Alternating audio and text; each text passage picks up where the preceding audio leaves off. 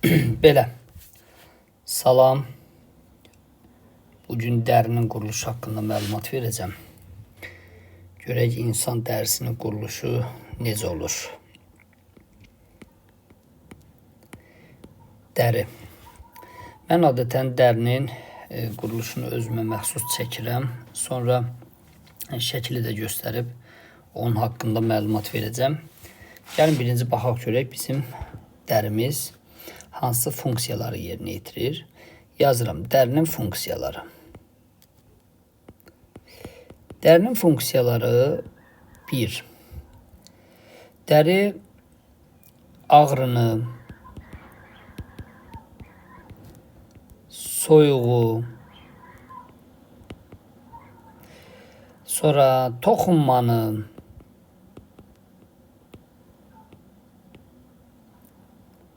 daha sonra təzyiqi,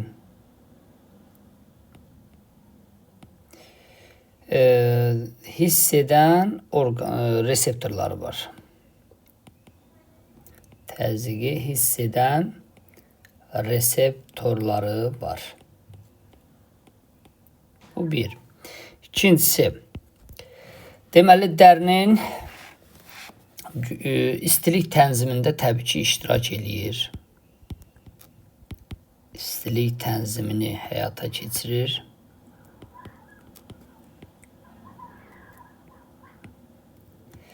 Sonra dəri biz bilirik ki, həmçinin günəş şüasının təsiri nəticəsində D vitamininin yaranmasında iştirak edir. Günəş şüasının təsiri ilə D vitamininin sintezində iştirak edir.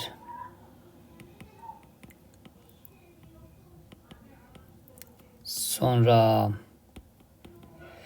dəri həmçinin bizi, bədənimizi xarici təsirlərdən qoruyur. Xarici təsirlərdən qoruyur. Daha sonra həmçinin mən ifrazat sistemin danışanda demişdim ki, dəri bizim ifrazat sistemi orqanımız deyil, örtük sisteminə aiddir. Bax, bunu yaza bilərəm. Dəri bizim örtük sistemimizdir.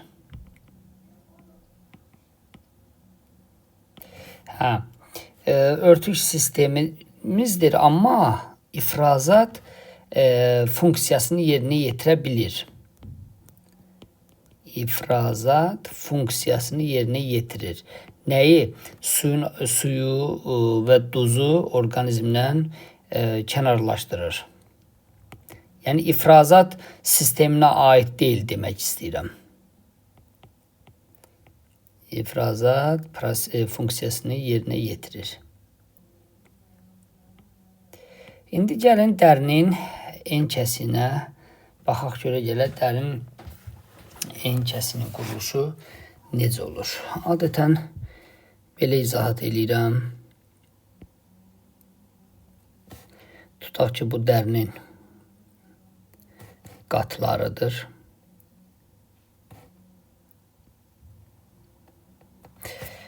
Dəri 3 qatdan təşkil olunub. Bu birinci qat, bu ikinci qat və nəhayət üçüncü qat. Birinci qatın adına deyəcəyik ən üst qat olan epidermis qatı. İkinci qatın adı derma qatıdır. Derma. Və nəhayət üçüncü qatın isə adı olacaq pi qatı. İndi bunlar haqqında məlumat vermək istəyirəm. Epidermis hansı toxumadan təşkil olunub? Adından da göründüyü kimi epiteli qatından, amma necə epiteli deyəcəksiniz, çox qatlı epitelidən təşkil olunmuşdur. Epidermis sözünün mənası epi, üstündə, derma isə dəri deməkdir. Yəni dərinin üst qatından söhbət gedir. Baxın, epidermisə yazdım, çox qatlı epiteldən təşkil olunub. Bu o deməkdir ki, bax burada çoxlu qatlar mövcuddur. Epidermisin üst qatında ölü hüceyrələr olur. Bu ölü hüceyrələr orqanizmdən həmişə kənarlaşır. Məsələn, başda əmələ gələn kəpəklər məhz bu ölü hüceyrələrdir. Amma alt qatları isə canlı hüceyrələrdir. Hansı ki, bu canlı hüceyrələr daima bölünərək ölü hüceyrələri sıxışdırıb çıxarır. Yəni, bax, beləcənə sıxışdırıb çıxarır. Epidermisdə heç bir qan damarı, sinir falan yoxdur. Bəs bu epidermisdə nə baş verir? Deyəcəksiniz, epidermisdə bir günəş şüasının təsiri ilə, baxın ya, yazıram bura, günəşin təsiri ilə melanin pigmenti əmələ gəlir. Sintez olunur. Bax, bu sintez sözünü niyə yazıram? Buna sintetik funksiya deyirlər. Yəni, günəş şüasının təsiri nəticəsində dərinin sintetik funksiyası baş verir. Bəs ikincisi nə ola bilər? Təbii ki, yenə də günəş şüasının təsiri nəticəsində D vitamini yaranır. Ultrabənövşəyi şüaların təsiri ilə. Gəlin dermadan danışaq. Mən bunları başqa rəngdə çəksəm daha qəşəng olar. Başqa rəngdə yazsam daha doğrusu. Bu rəngdə yazaq. Bu oldu. İkinci qatın adı derma qatı. Dermanın başqa adı əsl dəri qatıdır. Derma birləşdirici toxumadan təşkil olunub. Birləşdirici toxumadan təşkil olunub.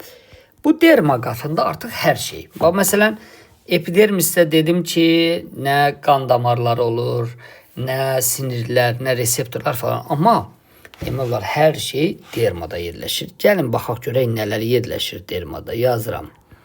Reseptorlar. Sonra qan damarları, tüklər, tər vəzləri, sonra baxın, piy vəzləri də buradadır. Piy vəzləri də burada yerləşir. Bir də tükü qaldıran əzələlər. Yazıram bura. Tükü qaldıran əzələlər. Təbii ki, bunlar hansı əzələlər olacaq? Bizim dərimizdə endozoğlu əzələ olmaz. Bunlar ancaq saya əzələlər sayılır. İndi gəlin bunlar haqqında biraz məlumat verim. Təbii ki, reseptorlar biz siniri keçəndə demişik ki, impulsları qəbul edir. Sonra qan damarları qanın gətirilib aparılmasında rol oynayacaq. Bunu da az sonra izah edəcəm. Gəlin tüklər haqqında danışaq. Deməli, tükün belə deyək, bax bu tük soğanağıdır və orqanizmlə dərinin səthinə çıxır. Yazıram bura tük soğanağı. Sonra nə var? Qırmızı ilə çəkək. Bax, buna isə deyəcəyik piy vəzi. Yəni, bax, burada çəkib göstərmək istədiyim odur ki, piy vəzlərinin axarı tük soğanağına açılır və o tükə yağ ifraz edərək tükə parlaqlıq və elastiklik verir. Amma tər vəzlərinin isə tər vəzlərində axarı, bunun ayrıca axacağı var. Bax, bu da dərinin səthinə açılır. Yazıram bura tər vəzləri. Bu tər vəzləri İnsanın ümumiyyətlə, belə deyək ki, insan dərisi təxmini deyirlər 2 kvadrat metrdir və bu 2 kvadrat metr dəri sahəsində deməli 2 milyon tərvəzisi olur.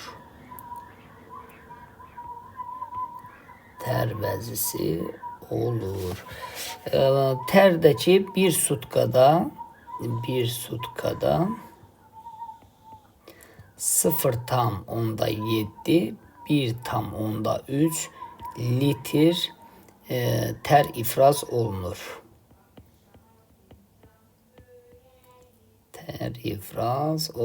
Bunu da yazdıq. Burada yəni nəyi göstərmək istəmişəm? Göstərmək istədim ki, tükün öz axacağı var, birbaşa dərinin səthinə çıxır. Tər vəzində axacağı var, amma pi vəzləri tükün axarına açılmış olur. Sonra tükü qaldıran əzələlər tükün ətrafında olur. Burada. Bax, bunlar olacaq saya əzələlər. Yəni, niyə saya əzələ? Sən istədiyin vaxt tüklərini qaldırıb yatıra bilməzsən təbii ki. O ancaq saya əzələrinin sayəsində baş verir. Sonra gələk pi toxuması haqqında məlumat verək. Pi toxuması, bunu da başqa rəngdə çəkim. Elə qırmızı ilə çəkərik. Bu olsun pi qatı, dəraltı pi qatı. Təbii ki, dəraltı pi qatı da birləşdirici toxumadan təşkil olunub. Birləşdirici toxuma. Bu insanı xarici təsirlərdən qoruyur. Bir də istilik tənzimində iştirak edir. Burada pi toplanır.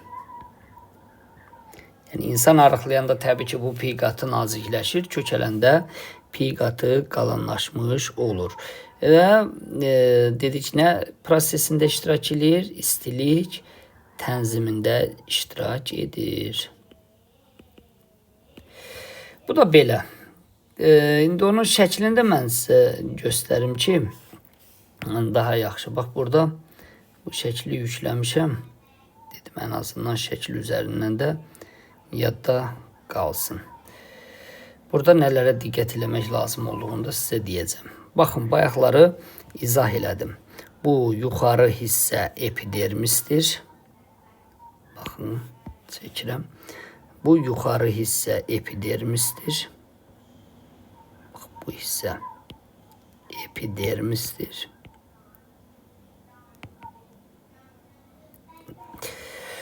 Görürsünüz, amma sonra bax, bu hissə isə dermadır. Derma. Amma aşağıda olan rəngləri çalışıram elə ona uyğun seçin. Bax, bu aşağıda olan bu hissə isə pi qatıdır. Pi qat. Burada nələrə diqqət eləmək lazım olduğunu, əslində demək olar hər şeyi demişəm, amma şəklə mütləq diqqət eləmək lazımdır. Mütləq baxmaq lazımdır. Baxın, bunu dedim mən sizə 2 kvadrat metr dəridə təqribən 2 milyon tərvəzisi olur. Pi vəzləri, axacaqları tük soğanağına açılır və s. Demək olar ki, bu barədə hər şeyi demişəm. Bir də istəyirəm dəri yanıqları barədə bir-iki kəlmə deyim. Dəri yanıqları baş verir, amma məsələn yazıram bura. Turşu yanıqları zamanı hansı tədbiri görmək lazımdır? Turşu yanıqları zamanı çayını sodadan, yəni natrium hidrokarbonatdan istifadə olunur. Bu da bitki yağı falan sürtmək heç olmaz. Bu qədər. Sağ olun.